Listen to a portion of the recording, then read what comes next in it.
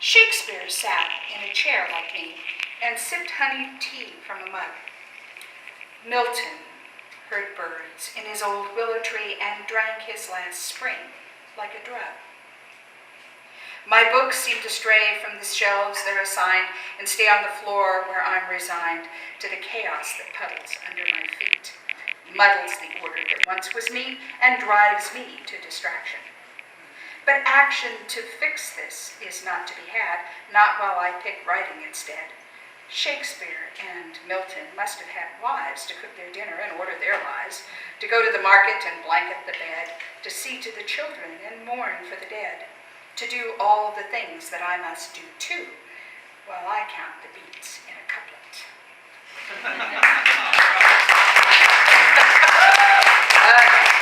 So you don't need to clap, it's okay. Time recedes. Like Milton, aging backward, I retreat with growing clarity toward the dappled light of my childhood. The years untwisting like a tangled strand of beads into that once forgotten past. Recent events escape from recollection. What did I come into that room for? While the vivid past returns, on my 9th birthday cake, blue icing and a cloud made of frosting. The worn sable rabbit I loved when I was 4. I can see the animal curtains in my room when I was 3, and the corner crib where I stood to look out the window when I was 2. I squeezed an earwig into stillness, an irreversible consequence my father taught me then. Time recedes like an ebbing tide, exposing more and more detail, retreating from youthful explorations to helpless dependence. The past withdraws all concern for the present. I descend into light, that first startled cry.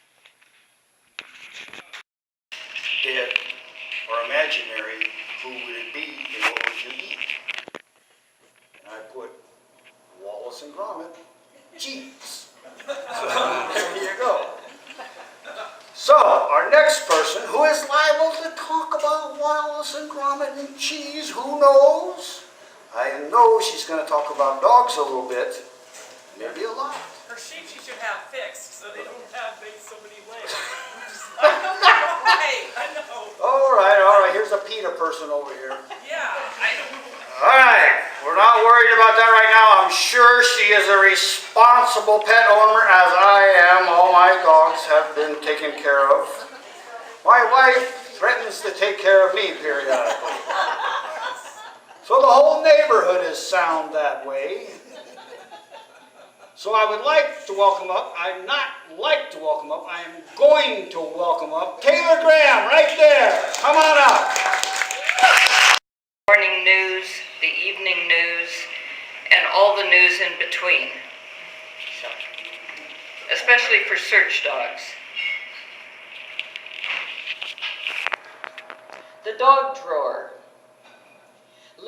Leashes of webbing and leather, long lines braided or woven, frayed by dogs pulling me over rocks, curbs, broken branches in the woods, collars all sizes, puppy to old dog, purple for Piper. Cody's was green, but it's with her in the grave, as token we're together. Knobby orange bumper for tugging, dumbbells for teaching retrieve, whistles and clickers, a praise voice is better. Flat combs and curry combs, brushes imbued with the scent of 4 decades of dogs. Weatherproof pad for field notes I won't read again, they're all in my mind. Search missions now history, like the old dogs long gone who still find me in dream. Running joyous without bother of collar or leash, dogs who will never stay put in a drawer. For our dogs, including right in the middle of Placerville, if you can believe it. And the dogs ignore everybody else and follow who they're supposed to follow. So this is Downtown with Dog. We're walking down Main, past the Liar's Bench and the Hangman's Tree, and all the bronzed 49er history.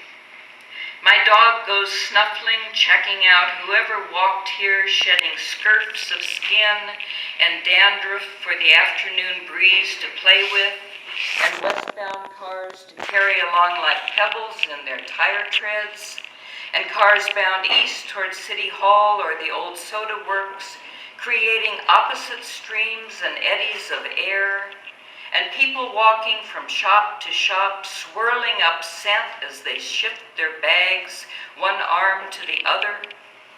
Each passerby is presented in a million tiny packages, scattered for a dog's nose to put back together.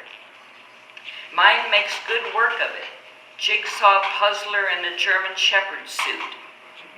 He trots along as kids in front of the old bell tower make room, and two women murmuring window front to bakery do a fancy sidestep without breaking conversation. A dog writes his own town history without monuments.